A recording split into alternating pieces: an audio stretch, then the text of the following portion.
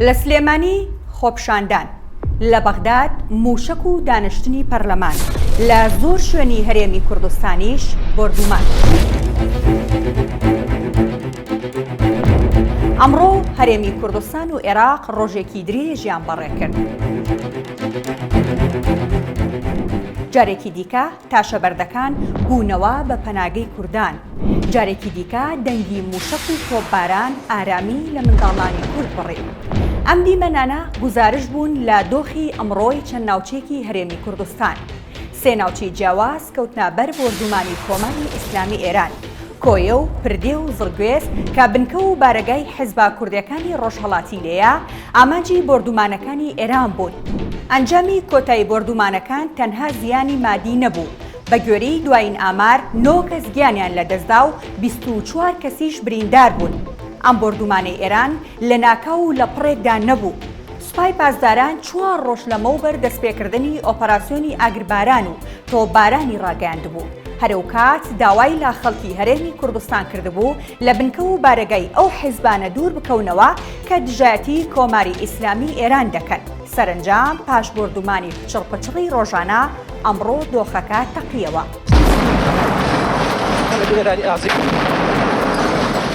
گیان لەدەستدان و برینداربوونی هاوڵاتیانی مەدەنی نەک ناوخۆی هەرێمی کوردستان بەڵکو زۆرێک لە وڵاتانی جیهانیشی هێنایە دەنگ. ڕاگەاندراوی لایەنەکان تەنها بە سەرکۆنەکردنی بردومانەکەەوە نەوەستان، بەڵکو داوایان لە حکوومەتی عێراق کرد ئەرکی خۆی جێبەجێ بکات و سەروەری وڵات بپارێزێت.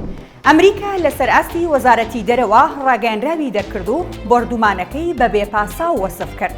نێردەی نەتەوەی گرتوەکان لە عێراقیش وەکو زۆربەی لایەنەکانی دیکە گوتی پێویستە دەستبەجێ بردومانەکە ڕابگیرێت. هاوکات لەگەڵ دەنگی موشک و بردومانەکەی ئێراندا زممەی کەوتنە خوارەوەی چەند موشکێکی کاتوشا لە ناوچەی سەوز دانیشتنەکەی ئەنجومەنی نوێنەرانی عێراقی هەژان.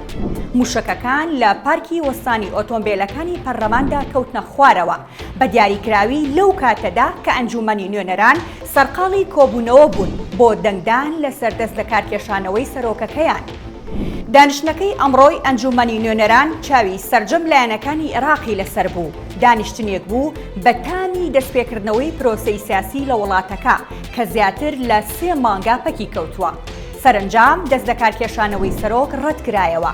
کوردێکی سربەخۆش وەکو جێگری یەکەمی سەرۆک هەڵبژێردا. ئەگەرچی دوای ئەو ڕووداوانە لە چەند شەقامێکی بەغدا خۆپشاندان دەستی پێکرد، بەڵام ئێوارە بە بێدەنگی بابەتەکە کۆتایی پێهێنرا و ڕەنگە چاودێرانی سیاسی لە عێراق چاوەڕێی تویتێکی سەدر بکەن بۆی بزانن دۆخەکە بەکوێ دەگات. ئەی لە سلێمانی چی دەگوزەرا؟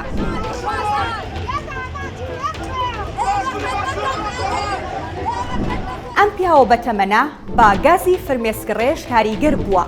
خەڵک هاوکاری دەکەن تاوەکو بتوانێت بە پێیەکانی خۆی بڕوات.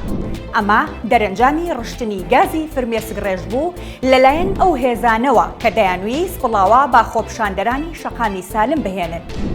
خۆپشاندەران دروشم و نووسراویان بەرز دەکردەوە، ناڕەزایی خۆیان نیشان دەدا لە دژی مەرگی ژینا ئەمینی. ئەمان 2 جار لەلایەن هێزەکانەوە بڵاوەیان پێکرا، بەڵام لە کۆتاییدا گەشتن بەوەی دروشمی ژن ژیان ئازادی بڵێنەوە.